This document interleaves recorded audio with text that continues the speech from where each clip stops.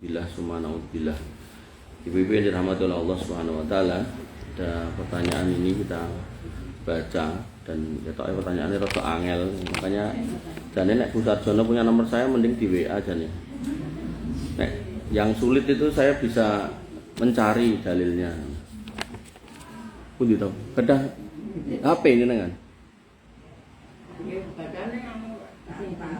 Napa? Napa? Oh, soalnya ini kita kok tafsir bareng.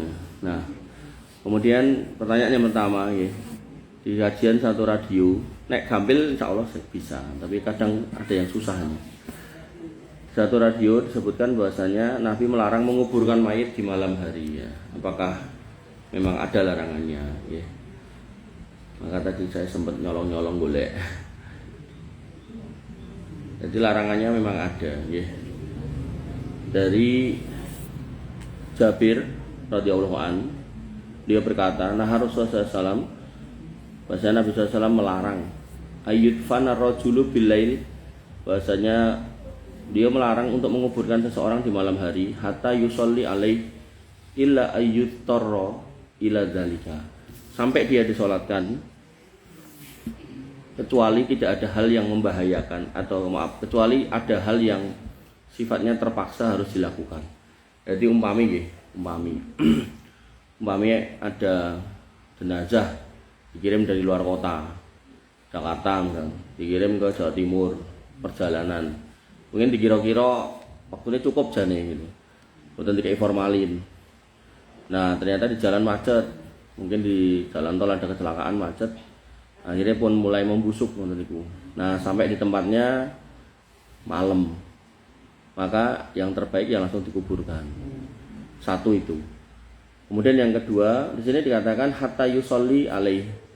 Imam Nawawi berkata bahwasanya makna larangan tersebut, al makna fin nahyi, makna larangan tersebut ayyud fanal lail li annahu yakunu fil aadah tafritun fi haqqihi wa taksirun fi haqqi sholatil janazah.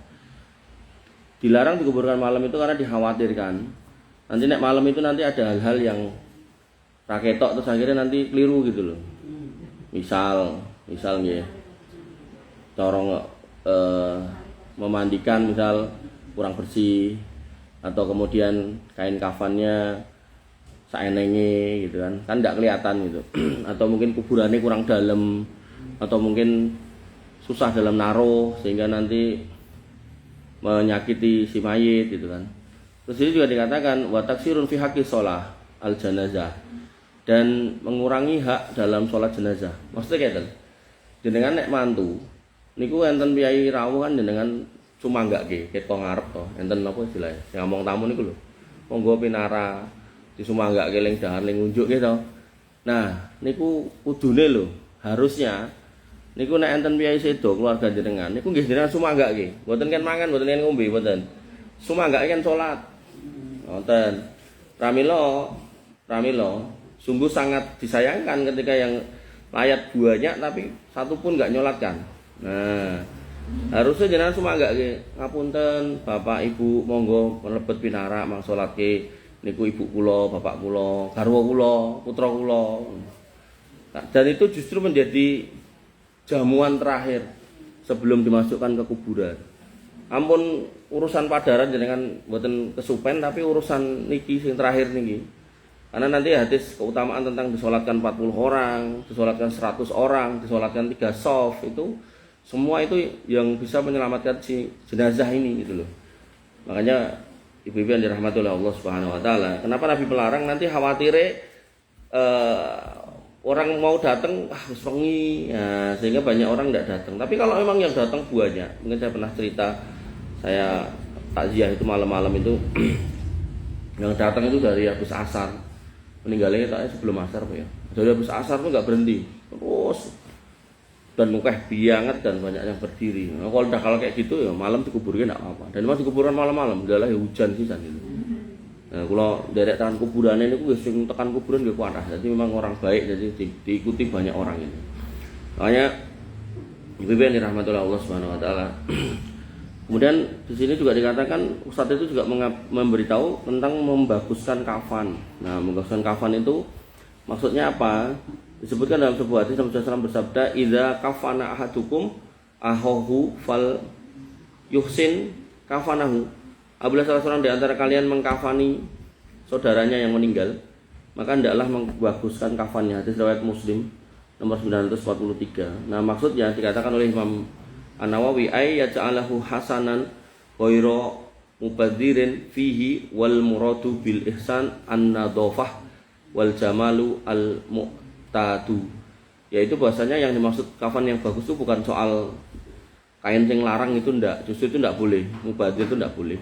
Tapi yang dimaksud itu yang bersih, yang indah. Indah itu maksudnya nggih mboten kumbal mukia. Mungkin enten ustad kiai niku gojekan. Ning gojekane niku kleru.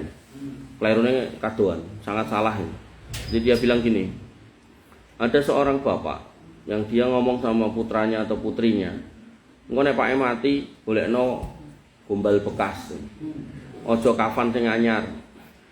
Ning niki juga enggak harus baru nggih. Artinya kafan yang kain sing enten, yang penting mboten suwek-suwek bolong-bolong ngoten lho.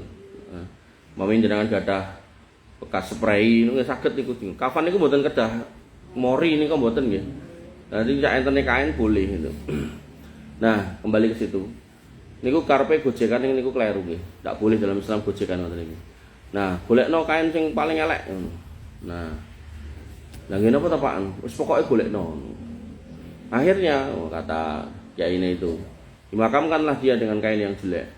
Terus ditinggal sama keluarganya, didatangilah Mungkar Nakir ditanya, "Man rabbuka wa madinuka wa manabiyuka?" Terus si jenazah itu mengatakan, "Ngopo ndak kowe tekokno?" Lho ya ngopo to kok ora itu ditekoki?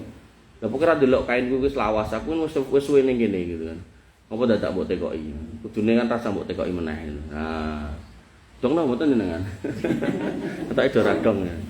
Ora iso kula nek ngono ki ra iso nglucu ngono ki ra iso kula. Nglucu sing nganggo dolanan nganggo ayat kali hadis niku ora ndak bisa saya. Kalau bisa saya yo moh gitu. Jadi karepe ngoten niku, itu ndak boleh nggih dalam Islam gojekan ngoten niku. Ndak boleh. Nah, Ibu dirahmati Allah Subhanahu wa taala. Jadi membaguskan kafan niku maksudnya niku nggih. Jadi diberikan kain yang baik, bukan sing suwek-suwek, bukan sing gombal reget bekas lap, bukan sing nopo-nopo. Pokoknya kalau gombalnya itu kainnya itu kain bekas ya nggak apa-apa, tapi nggih sudah bersih gitu loh.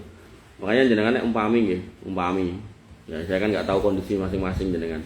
Umpami jenengan krungu ngomongnya tuku kafan semene kok larang gitu. Oh iki enek bekas spray, enek bekas korden, tapi yang memang bisa dijadikan itu nggih.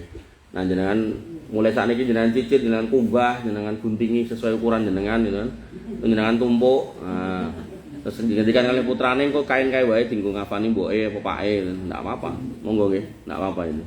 Dan biasa zaman dulu itu orang-orang soleh dulu tuh nyimpen kafan buat dirinya atau bahkan ada sebagian, tapi ini enggak anu nggih, bukan sesuatu hal yang harus ditiru nggih. Itu cuma cara yang mana orang itu mencoba untuk selalu menjaga hatinya agar enggak terfitnah dengan dunia. Niku sampai ten omahe niku didudukke kuburan. Yo nggih dhewe, jadi kadang niku entah seminggu sekali apa entah tiap Jumat atau tiap dina napa mlebu mriku tilem ten niku. Dan ngerasake ternyata panggonane sempit gitu. Nah, Ibu dirahmati Allah Subhanahu wa taala. Pertanyaan berikutnya, saya punya saudara di Jawa Timur meninggal. Sudah tua dan dimakamkan jam 10 malam. Katanya orang yang meninggal cepat-cepat diserahkan kepada Sang Pencipta. Itu juga benar ya. Jadi orang yang meninggal itu harus segera dimakamkan itu juga benar. Cuman tadi itu loh, harus dipastikan bisa itu orang-orang yang layat itu ya kon salat gitu. Ampun wong layat linggo-linggo ngobrol jagongan malah gibah. Nah, niku jelek gitu. Nek saged kan mlebet kan salat nggih. Pramila nggih kula suwun nek saged jenengan pun siap-siap mungkin nek misal enten keluarga yang meninggal niku ndang dicepakke nggon nggo salat. Satu, kemudian yang kedua digolekke tempat nggih wudu. Nah, kerane ning jero geret ngangge selang. Lara di selang goleke silian. Karena sing gelem nyilai ya tuku. Wah, pun. Mboten ampun golek alasan lah pokoke. Mesake niku saat terakhir di mana dia itu bisa dibantu oleh orang lain dalam hal kebaikan yaitu disolatkan, malah goro-goro mung padha kaya biasane. Pokoke ampun seneng karo sing padha biasane. Ning kene umume ngono kok Mas ngono. Ora usah nganggo kaya ngono kuwi ngono. Ngampun nggih, syukur-syukur saged jenengan beto ten masjid, nggih disolatke ten masjid niku nggih langkung saya melih. Kemudian yang kedua, saya kurang apa nih? Kurang fokus, ada gangguan anak. Ustadznya bilang, maka saji-sajian yang diperuntukkan bagi berhala maka tidak sampai kepada Allah dan seterusnya. Al-An'am 136. Pertanyaannya, saya kurang paham, mohon dijelaskan uraian Al-An'am 136. Nggih, riyen golek isih. Al-An'am 136. Kula nggih hafal Quran kok.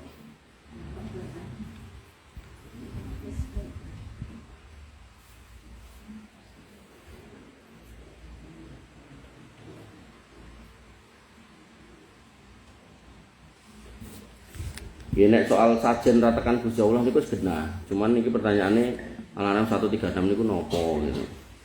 Al-An'am 136. A'udzubillahi minasyaitonir rajim wa ja'alu lillahi mimma zara'am minal harsi wal an'ami nasiban faqalu hadza lillahi bizamihim wa hadza lisyurakaina wa ma kana lisyurakaihim fala yasilu ila Allahi wa ma kana lillahi fa huwa yasilu ila syurakaihim sa'ama yahkumun. Dan mereka menetapkan bagi Allah satu bagian dari tanaman dan ternak yang telah Dia ciptakan, lalu mereka berkata, ini untuk Allah menurut anggapan mereka, dan ini untuk sekutu kami, berhala-berhala kami. Maka apa yang diperuntukkan untuk sekutu-sekutu mereka tidak akan pernah sampai kepada Allah, dan apa yang diperuntukkan untuk Allah maka akan sampai kepada sekutu mereka. Sungguh buruk ketetapan mereka itu. Nah, Ibu yang dirahmati oleh Allah Subhanahu wa taala, ditafsirkan di sini bahwasanya tafsirnya Ibnu Katsir mengatakan mereka menyekutukan Allah, membagi harta mereka sebagian untuk Allah dan sebagian untuk berhala. Maka jika bagian berhala terkena bagian Allah, mereka biarkan, tapi jika bagian Allah terkena bagian berhala, maka mereka kembalikan kepada berhala. Ini menunjukkan betapa dolim dan bodohnya orang-orang musyrik, karena berhala lebih mereka muliakan daripada Allah Subhanahu wa taala. Ini nek menurut Ibnu Katsir. Nah, menurut Imam At-Tabari, jika bagian untuk Allah itu rusak, maka mereka mengganti dengan bagian untuk berhala. Tapi jika bagian berhala rusak, maka mereka tidak mengganti bagian dari Allah. Dan ini bentuk kedoliman dalam penyimpangan dalam masalah keimanan dan akal sehat. Menurut Imam As-Sa'di, bahwasanya beliau mengatakan sungguh buruk keputusan mereka dan karena mereka menjadikan makhluk lemah dan tidak berdaya sebagai tandingan bagi Allah yang Maha Kuasa. Sehingga kesimpulannya, Al-An'am 136 adalah celaan keras bagi orang-orang musyrik yang membagi panen dan ternak mereka antara Allah dan berhala. Mereka mengaku menghormati Allah, tapi lebih mengutamakan sekutu-sekutu palsu mereka. Allah menegaskan cara mereka berpikir dan hukum mereka sangat buruk, karena itu merupakan bentuk kesyirikan dan kebodohan. Ini kita Indonesia khususnya di Solo Raya banyak. Jadi orang-orang yang kemudian Allah sudah kasih sawah, sudah kasih panen, panennya kemudian dijikuk, terus dienekke napa niku? Gunungan. Ngomongnya bahasanya bersyukur atas nikmat ini kepada Allah. Bahasanya ngoten. Diwacake sholawat, dibacake Al-Fatihah. Tapi nanti praktek beberapa tak kampung beda-beda. Ada sing rebutan eker-ekeran, enek sing niku dijikuk dienggo bandem-bandeman enten. Nah, maka dalam konteks seperti itu, maka walaupun dibahasakan untuk Allah tidak akan pernah sampai kepada Allah. Nah, makanya bentuk-bentuk seperti itu tidak boleh. Kalau memang niatnya kepada Allah tidak akan sampai. Kemudian yang kedua, para lagi sebagian mereka membuang itu untuk sesuatu yang disebut yang tidak pernah ada. Ila asma'un sama itu muha antum wa aba'ukum. Nyirorok itu, dikayak mbah ini mbah itu, tak pernah ada. Dan bahkan kalaupun itu ada, itu adanya ya cuma di situ. Dan Nabi tidak pernah melakukan itu. Nah, makanya Al-Quran menyebut itu cuma nama-nama yang kamu bikin-bikin. Laut yang bikin Allah, ikannya yang menciptakan Allah, bisa ditangkap yang menundukkan Allah untuk manusia. Tapi begitu entok didol terus golek kendas kebo buat dilarung di laut. Nah, alasannya tinggu Gusti Allah. Padahal bersamaan dengan itu untuk Nyiroro Kidul. Nah, maka yang seperti itu tidak akan pernah sampai kepada Allah. Dan itu justru menjadi dosa. Dan kalau itu barangnya itu barang halal, hukumnya haram memakan sajen. Makanya ibu yang dirahmati oleh Allah Subhanahu wa taala, saya nasihatkan buat diri saya secara pribadi dan secara umum kalau urusannya adalah sajen-sajenan tidak usah melu ngantri. Kalau kayak contoh misalnya niko kelenteng niko nek imlekan kan calon-calon jeruk, calon-calon apel, angpau, duit, amplop segala macam haram jenengan ikut-ikutan, tidak boleh. Senajan dia duncalke duit. Nah, makanya jenengan tidak boleh ikut. Dan kemudian apakah Al-A'raf 179 dan Al-Nahl 78 ada kaitannya? Waduh, iki golek meneh. Pun kita lewati dulu nek sing ngeten iki. Pokoknya jane niki saya menyarankan jenengan WA nek sing angel-angel ngeten iki. Nek sing gampang-gampang insyaallah bisa. Ini disaluk HP-ne kene buke meh WA sik. Soal nanti baru di WA terus jawabannya tak bacakan di sini kan berarti kan saya punya persiapan untuk mencari.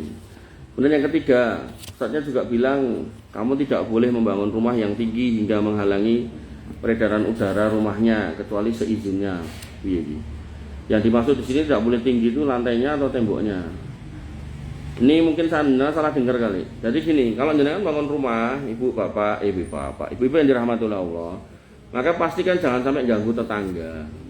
Artinya kalau kemudian rumah jenengan tinggi banget sampai akhirnya tonggone meme kelambi ra iso, mergo matahari ini kehalang jenengan, itu namanya dolim, tidak boleh. Ya jadi saya lebih condong ke situ arahnya. Nek jenengan yang jenengan tulis ini katanya kurang pas nih.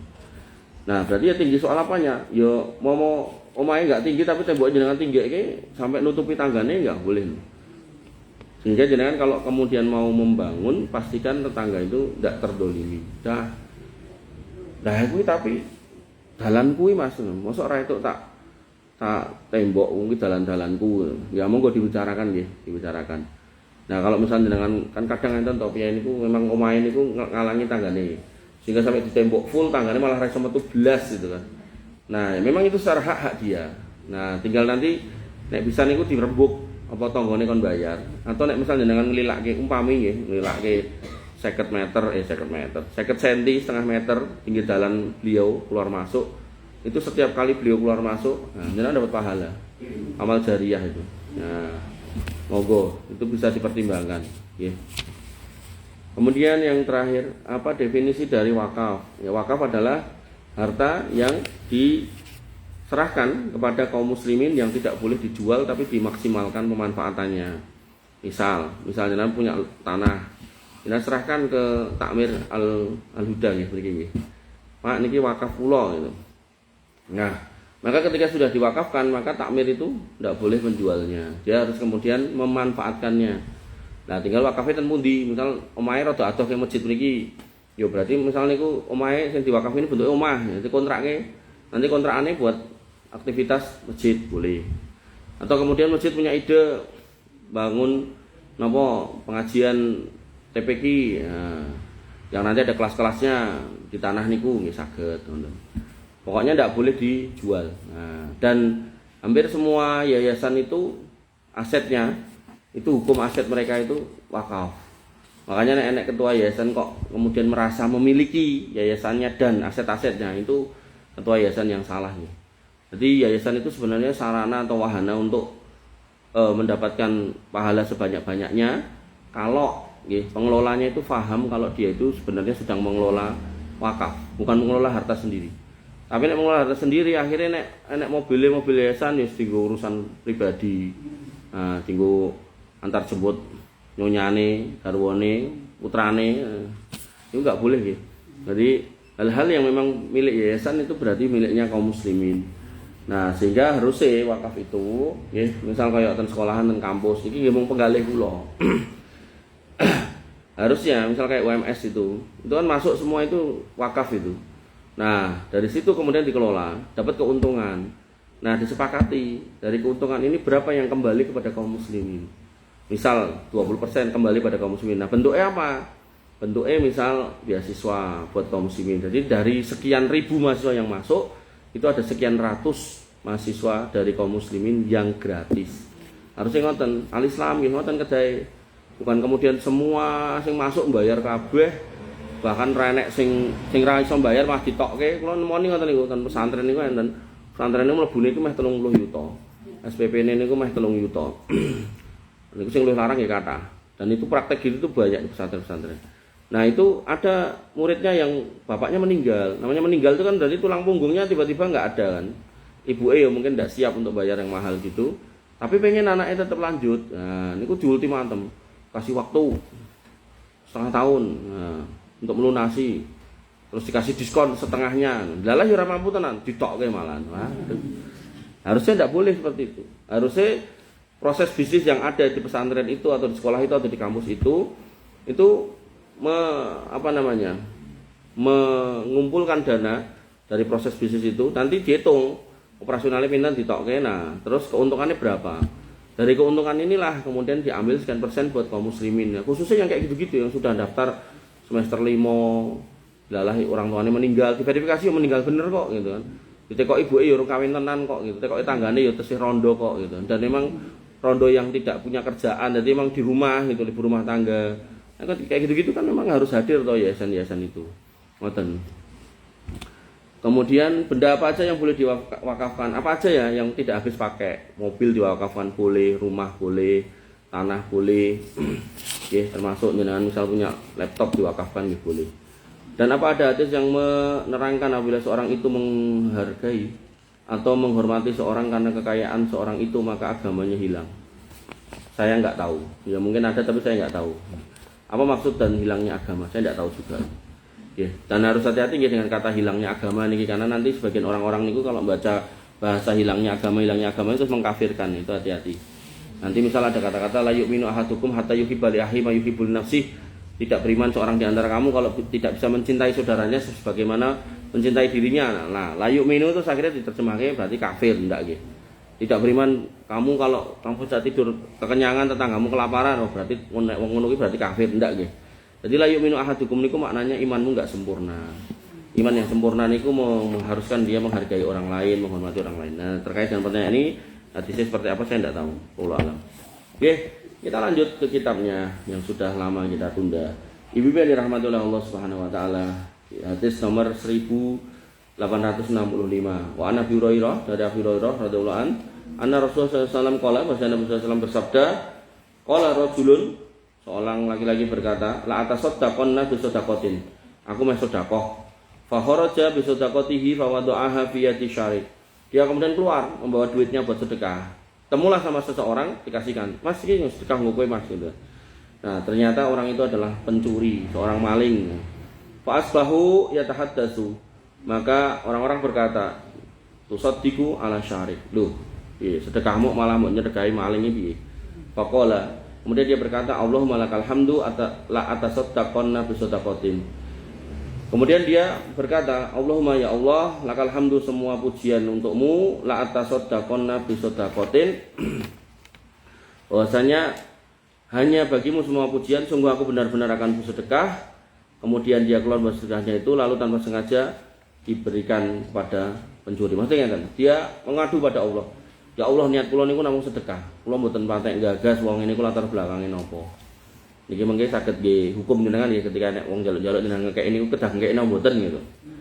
Nek wong kaya kula niku nek genah niku gaweane kemis kula moh gitu, atau gaweane ngamen kula moh. Tapi nek jenengan aja maringi ndak apa-apa. Ndak, bukan dilarang, enggak apa-apa. Kan kadang enten to ibu-ibu niku rame-rame wong 5, 4 niku to muter. Nek niku memang gaweane pengemis. Nek kula moh, tapi nek jenengan maringi ndak apa-apa. Saya ndak nglarang gitu kan. Terus wong lanang sing gaweane ngamen itu nek saya moh gitu. Tapi moh bukan berarti moh yang mutlak nggih. Kadang niku nek enten pengamen niku kula kan mandeg. Pas njaluk niku lho, kula mandeg. Mandeg kosek linggo sik ini. Siji rasa nyanyi, tak apalan surat pendek wae ini. Nah. Lho tenan, mungkin nek saged kula kek 50.000 malahan. Tapi ya kadang niku ya nyeleneh wong iku. Ning tenan ora kula mboten mudeng malah ngoten. Kula mboten Islam kula kafir kok. Malah ngono iki. Wah, parah iki wong iki. Ya nek kowe kafir yo syahadat sisan malah karuane. Ya. Nah, dia mengadu, kan disalahkan sama orang-orang gitu. Loh, kamu sedekah kok malah sama pencuri gitu kan. Disalahkan sama orang-orang. Nah, kemudian dia mengatakan, ya Allah, saya enggak ada niat apa-apa. Semua pujian untuk Engkau, niat saya cuma mau sedekah. Kemudian fakharaja bi sadaqatihi, kemudian dia keluar lagi dengan sedekahnya, fa wada'aha fi yadi zaniyah. Ternyata dikasihkan seorang pezina, pelaku dosa besar zina. Fa asbahu yatahaddatsu. Orang-orang itu menggunjingnya. Loh, kayak delok salah meneh kae. Usaddiqul lailah ala zaniyah. Kayak bengi dhek muter ngelongke sedekah nang sedekah malah PSK. Faqala, kemudian dia dengar dan mengatakan, Allahumma lakal hamdu ala zaniyatin la atasaddaqonna bi sadaqatin. Ya Allah, saya tidak ada niat mau ngopeni PSK, itu tidak ada. Saya itu cuma niatnya pengen sedekah. Saya tidak pedulikan dia itu latar belakangnya apa, niat saya mau sedekah gitu. Fa kharaja bi sadaqatihi, dia keluar lagi dengan sedekahnya, fa wada'aha fi yadi ghaniyin. Ternyata sing dikeki wong sugih sing nyamar dadi wong ra duwe, nyamar dadi tukang servis AC kan. Nah, dikeki. Dadi wong ra duwe tapi asline wong sugih gitu. Pas bau ya tahaddatsu, dirasani meleh kali tanggane. usut tiku Allah goniin. Nah, sing mbok kei sedekah wong sugih lho Mas. Dia tidak tahu, benar-benar tidak tahu gitu. Maqala, kemudian dia berkata lagi, berdoa lagi, Allahumma lakal hamdu ala syarikin wa ala zaniin wa ala goniin. Ya Allah, segala pujian buat panjenengan nggih. Saya sudah salah, sudah ngasih orang pencuri, udah orang pezina, udah orang kaya, tidak ada niat aku kecuali untuk bersedekah. Fa'utiya faqilalahu. Maka fa'utiya niki napa? Nah, kemudian orang itu bermimpi. Bermimpi, fa'utiya terjemahannya bermimpi. Faqilalahu, dan dikatakan kepadanya, amma shadaqatuka ala syarikin fala'allahu ayyasta'ifa an sariqatihi. Adapun sedekahmu pada seorang pencuri, maka itu akhirnya bisa membuatnya berhenti mencuri. Oh, ternyata ada orang baik. Tak pikir selama ini rezeki ini mengenengi sangka maling. Akhirnya aku maling terus. Ternyata iki enek wong ra maling ngekek duit aku. Berarti aku per hari ini aku mau maling, tak tobat. Nah. Wa amma zaniyah fala alla tasta'ifu an zinaha. Adapun sedekahmu pada seorang pezina itu pun juga ternyata membuat berhenti si PSK itu untuk berzina, sehingga dia mencari yang halal. Nah, kemudian wa ammal ghaniyu fala allahu ayya'tabira fayunfiqa mimma atahullah. Adapun sedekahmu pada orang kaya, ternyata itu bisa menjadikan pelajaran buat dia, sehingga dia itu akhirnya rajin sedekah kayak kamu. Nah, pelajarannya ibu-ibu yang dirahmati oleh Allah Subhanahu wa taala, bahwasanya jika seorang bersedekah dengan niat baik, ini saya sedekahnya akan diterima oleh Allah walaupun sedekahnya tersebut tidak jatuh ke tangan orang yang berhak menerimanya. Sehingga tadi saya bilang, nek jenengan mau ngasih orang minta-minta, kasih aja. Enggak usah berarti nopo-nopo. Nek saya tadi saya bilang, nek memang saya tahu itu profesinya itu saya mau, tapi nek jenengan enggak tahu ya enggak usah nyari tahu. Ngopoknya nek wong limo itu profesinya kuwi, enggak usah, pun jenengan los mawon. Nah, kemudian yang kedua, dalam proses memberikan sedekah, maka jenengan tidak perlu mencari tahu latar belakang orangnya, dikintili, tidak perlu. Kasih aja. Kan kadang ada orang golek-golek ngoten niku to. Ngomong ra duwe segala macam, ngomong kena musibah, ngomong bojone mati, terus mencore ning ngarep wit pelem, ning dhuwur pelem ngarep omah gitu kan. Ngomongin njaluk iki, njaluk kuwi. Enten biaya ngoten niku, dugi dengan bapak kula niku. Sanjang nek bapake niku ben sore niku ning nggon dhuwur wit pelem itu ngomong kan. Ngomong njaluk napa, njaluk sarung napa-napa, anake gen kon salat. Nah, kula putrane suwe ra salat, mes salat ranti sarung. Akhirnya bapak kula sarung sak anake dikekke gitu kan. Enggak apa-apa, kalau emang kita punya hati yang seperti itu enggak apa-apa. Los itu enggak apa-apa. Nah,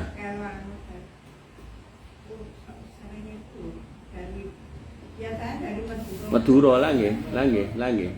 Lah niku wau, kalau jenengan misal mau ngikuti jejak yang di hadis ini loh. Terus pokoknya agar wong njaluk takei dalah jenengan longgar nggih puntun kekeki nggih sak longgare mawon to. Maksudnya jenenge wong Madura muter jenengan kei 2000 3000 nggih pun itu. Nek longgar jenengan semonten itu. Tapi kan bahwa nama pondok itu kan merusak nama pondok. Ya sebenarnya iya. Artinya gini loh, pokoknya jenengan nek mau ngambil pelajaran di hadis ini, pun bener ora usah mikir iki pondok enek apa ora, aku tak parani ndi alamatnya tak goleki. Ning ibu kula niku kadang niku sing dugi niku piyane sami. Niku proposal masjidnya gonta-ganti wulan ganti masjid gitu kan. Nah, akhirnya terakhirnya ibu kula wah mau gitu ya. Itu berarti kan enggak ngamalkan hadis ini. Cuman nek jenengan mau ngamalkan hadis ini, ya itu juga enggak salah juga. Wong namanya jenenge wong arep sedekah niku kan dikait-kaitane kali hati barang to. Nek mencurigakan kan males gitu kan.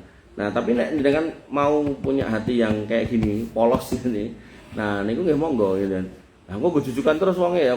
Sak longgar jenengan mawon ndak harus 100 200 mungkin 5.000, 10.000, nah monggo gitu. Nah, ini kan orang ini tadi dia tidak berpikir apa-apa. Nek wong jaluk-jaluk kayak itu ternyata wong sugih, nek wong jaluk-jaluk kayak itu ternyata PSK, nek wong jaluk-jaluk kayak itu ternyata maling gitu kan. Nah, kemudian yang kedua yaitu keterangan tentang keutamaan sedekah secara sembunyi-sembunyi. Yang ketiga yaitu secara sembunyi-sembunyi. Jadi namanya sembunyi-sembunyi itu berarti kan pas memberi itu tidak ada orang tahu. Nah, tapi tonggone golek ngerti akhirnya tahu. Nah, ya tidak apa-apa, dia juga tidak salah juga. Kemudian berikutnya keterangan tentang berkahnya berserah diri dan bersikap ridho serta tercelanya sifat gudah terhadap ketentuan Allah. Nah, artinya kalau ada orang minta-minta dengan kok wis los wae tak keke ndak apa-apa. Jadi ndak usah kemudian berpikir iki kok ngene iki kok ngono, engko pondok enek apa ora. Nah, itu tidak usah kemudian dipikirkan seperti itu. Jadi dengan ikhlas lillahi ta'ala aja. Nah, kemudian berikutnya dianjurkan untuk memberikan peringatan terhadap pelaku maksiat dan mengajak mereka kembali kepada kebenaran dengan harapan mereka dapat mengambil pelajaran. Niki nek jenengan wantun. Nek jenengan wantun nggih, pas ngekeki niku sambil ngekeki nasihat. Misal kula contoni wau pengamen wau. Mboten kula kei duit, kula kei hafalan Quran. Nah, dia misal bisa tak kei 10.000, 20.000. Tapi kalau misal ndak bisa, ya wis tinggo kene mangan sik. Nanti mboten kula kei duit kan mangan. Nah, makanlah, setelah makan rampung ya mengucapkan terima kasih atau saya sing pulang duluan, saya bilang jolali sholat gitu. Soal bar niku daerah sholat itu terserah dia gitu. Nah, maka bentuk-bentuk dakwah itu banyak gitu. Jadi tidak harus kemudian ngajar, jadi ustadz ustadzah itu tidak harus gitu. Dalam kehidupan sehari-hari jenengan bisa mempraktekkan hal-hal yang tadi saya sebutkan. Dan juga jenengan punya konsep yang lebih baik nih monggo. Jadi tidak harus kayak gitu juga. Ibu yang dirahmati oleh Allah Subhanahu wa taala. Kemudian hadis berikutnya niku hadisnya panjang sebentar ya.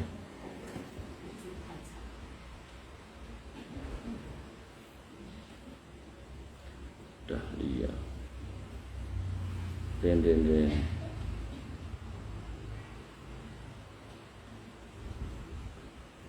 Hadis nomor 1866. 1866. Nah, nggih hadisnya panjang. Saya mulai bacakan, mungkin nek kirang nggih minggu ngajeng. Disebutkan bahwasanya hadis dari Sahih Muslim, hadatsana Abu Bakar ibni Abi Saibah wa Muhammad ibni Abdullah ibni Numair wattafaqo fi siqaqil hadis illa ma yazidu ahaduma minal harfi ba'dal harf. Yaitu telah diriwayatkan dari Sahih Muslim nomor 287 telah menceritakan kepada kami Abu Bakar bin Abi Saibah dan Muhammad bin Abdullah bin Numair, dan keduanya sepakat dalam susunan hadis tersebut kecuali tambahan huruf dari salah satunya. Qala, keduanya berkata, hadatsana Muhammad ibni Bashir, menceritakan kepada kami Muhammad bin Bashir, hadatsana Abu Hayyan, menceritakan kepada kami Abu Hayyan, an Abi Zur'ah, dari Abu Zur'ah, an Abi Hurairah, dari Abu Hurairah. Abu Zur'ah ini enten hadisnya bagus. Buat rumah tangga bagus ya, kapan-kapan ya, insyaallah. Hadis Abu Zur'ah. Jadi Abu Zur'ah itu punya istri, nah, istrinya itu disayangi luar biasa sama Abu Zur'ah. Tapi istrinya tidak bisa memperlakukan yang baik pada Abu Zur'ah. Akhirnya Abu Zur'ah pergi kepada yang lain.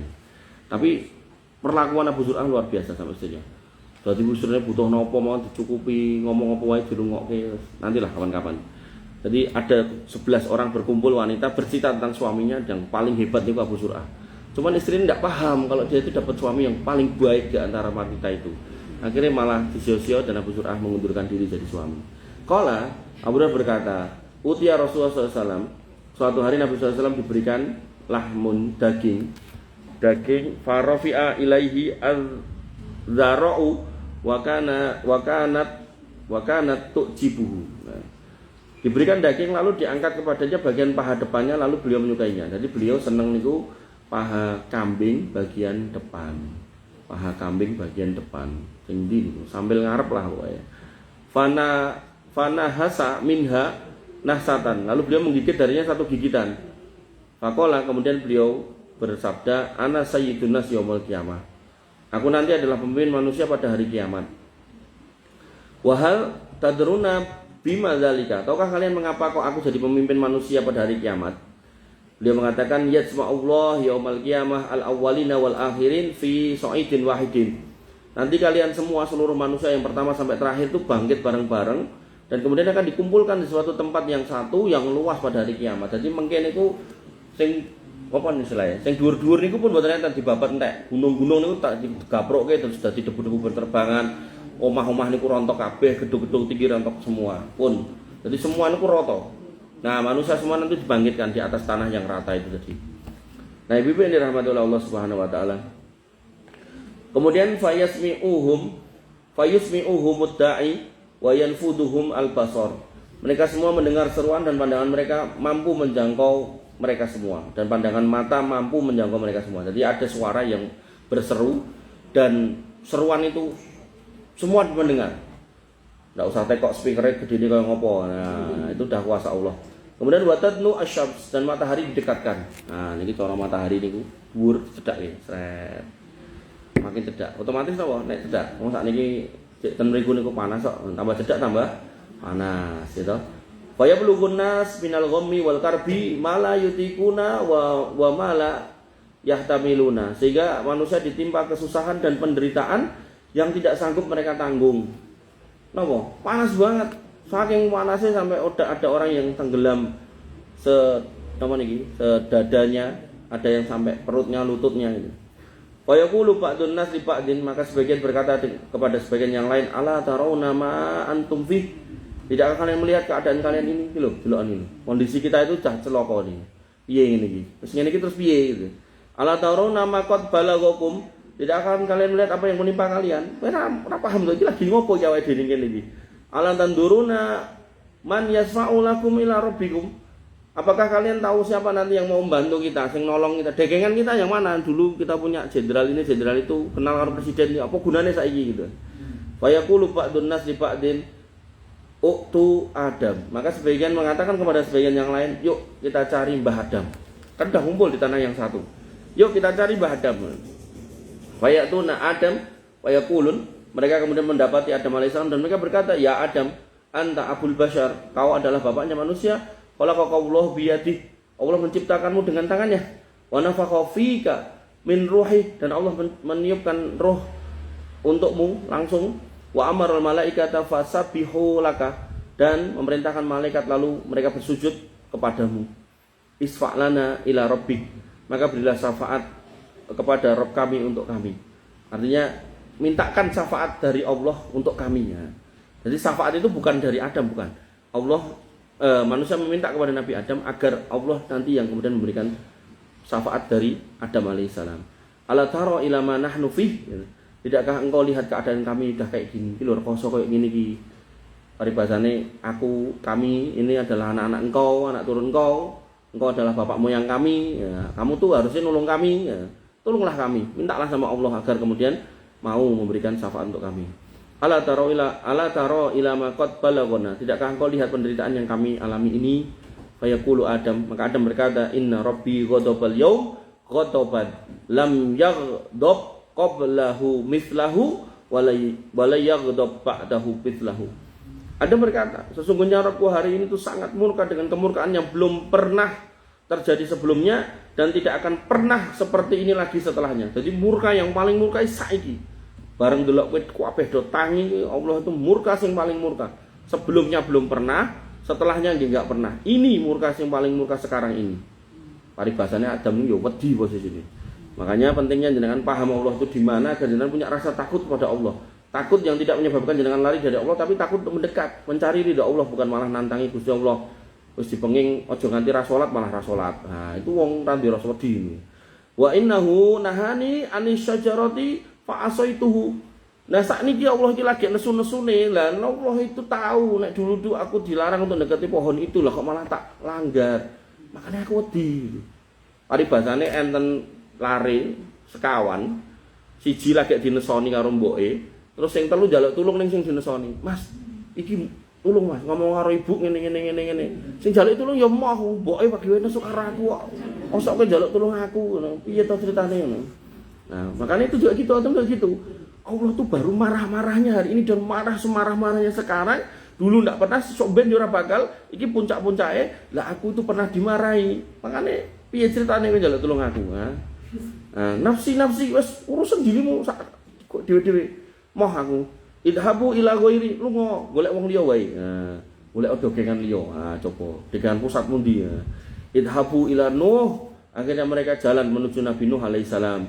Fayatuna Nuhan, kemudian sampai kepada Nabi Nuh alaihissalam, fayaqulun, dan mereka berkata, ya Nuh, wahai Nuh, anta awalur rusul ila ahlil ard, fasammaka Allahu abdan syakura. Kamu adalah Rasul yang pertama. Jadi Rasul yang pertama itu Nabi Nuh. Jadi disebut Rasul itu karena ada yang didakwahi dari lain dia. Tapi disebut Nabi karena dakwahnya kepada dirinya dan keluarganya saja. Tapi kalau kepada orang lain itu adalah Rasul. Dan itu yang pertama adalah Nabi Nuh. Dan saat Nabi Nuh itu awal kali mula muncul kesyirikan. Nah, Dan syirik di masa Nabi Nuh itu bukan orang nyembah selain Allah, bukan. Jadi ada orang solih 4 orang, Yahus, Ya'uq, Nasr, satu lagi sinten nggih, kula kesupen. Nah, itu orang-orang solih yang dia meninggal. Nah, setelah meninggal niku kampungnya wargane ini ngomong, digaweke gambar yo atau patung yo. Lagi nopo go apa? Gon-go penyemangat. Engko nek awake dhewe ibadah ndelok kuwi semangat. Soale nek ra enek wong-wong kuwi awake dhewe ibadah malas-malasan. Oh iya, digaweke. Nah, generasi awal cuma menjadikan itu bahan pengingat. Nah, generasi berikutnya menjadikan itu sebagai tempat perantara berdoa. Doanya tetap kepada Allah, tapi dia mintanya lewat ini, patung ini. Wahai Yahus, Ya'uq, Nasr, kami punya hajat ini. Nah, tolong sampaikan pada Allah. Seolah-olah nek doa langsung kepada Allah itu tidak nyampe. Hari ini enten mboten ngoten niku. Enten banyak orang ke kuburan, ke petilasan, itu kayak gitu. Nah, petilasan ngertos mboten? Ora ngerti. Tilas ya turane sapa mbuh. Nah, kemudian wasama kaulahu abdan syakura, bahkan Allah menggelarimu sebagai hamba yang banyak bersyukur. Isfa'lana ila rabbik, berikanlah syafaat kepada kami, berikan syafaat kepada Rabbmu untuk kami. Artinya kami minta syafaat dari Allah lewat engkau. Ala tara ma nahnu fi, tidakkah engkau melihat keadaan kami seperti ini nih, banyak dosa, banyak maksiat gitu. Ala tara ma qad balagona, tidakkah engkau melihat apa yang telah menimpa kami sekarang ini? Fayaqulu lahum, maka Nuh berkata kepada orang-orang itu, inna rabbi qad ghadabal yaum ghadaban lam yaghdab qablahu mithlahu wa lam yaghdab ba'dahu mithlahu. Bahwasanya Rabbmu ini hari ini murka dengan kemurkaan yang teramat sangat dan belum pernah murka sebelumnya seperti ini, dan nanti juga enggak akan pernah murka lagi yang seperti ini. Wa innahu qad kanat li ta'autu biha ala qaumi. Dan sungguh aku telah minta doa kepada Allah yang aku gunakan untuk kaumku. Yaitu apa? Doa kehancuran. Jadi Nabi Nuh itu saking gedeknya sama kaumnya, Nabi itu sampai minta, Rasul Nuh itu sampai meminta agar umatnya itu dibinasakan. Dan itu buat Nabi Nuh itu sebuah kekeliruan. Aku sampai rasa sabar. Makanya kemudian Nabi Nuh mengatakan itu sebagai sebuah kesalahan. Kemudian Nabi Nuh mengatakan, nafsi, wes saiki urus dhewe-dhewe wae. Idhabu ila Ibrahim sallallahu alaihi wasallam, maka mereka pergi kepada Ibrahim sallallahu alaihi wasallam. Fatatu Ibrahim. Nah, niki sambungannya yang minggu ngaji nggih. Maka mereka sampai atau pergi kepada Ibrahim alaihissalam, dan nanti kita lanjutkan di minggu depan. Ramilon mungkin dielingke kula niki hadisnya sampai Ibrahim alaihissalam.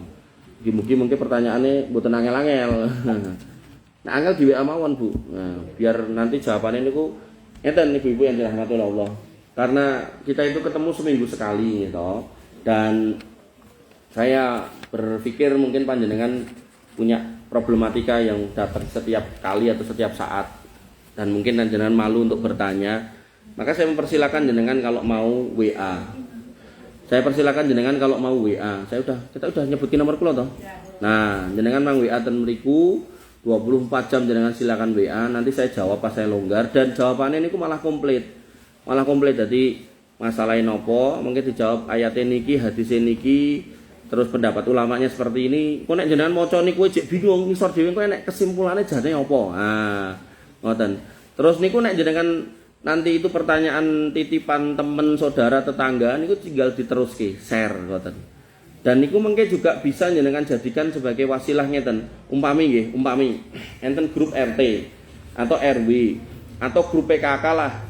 Terus niku dur-duran tentang sesuatu hal. Nah, apa kata Allah Subhanahu wa taala tentang sesuatu hal yang dijadikan udur-uduran?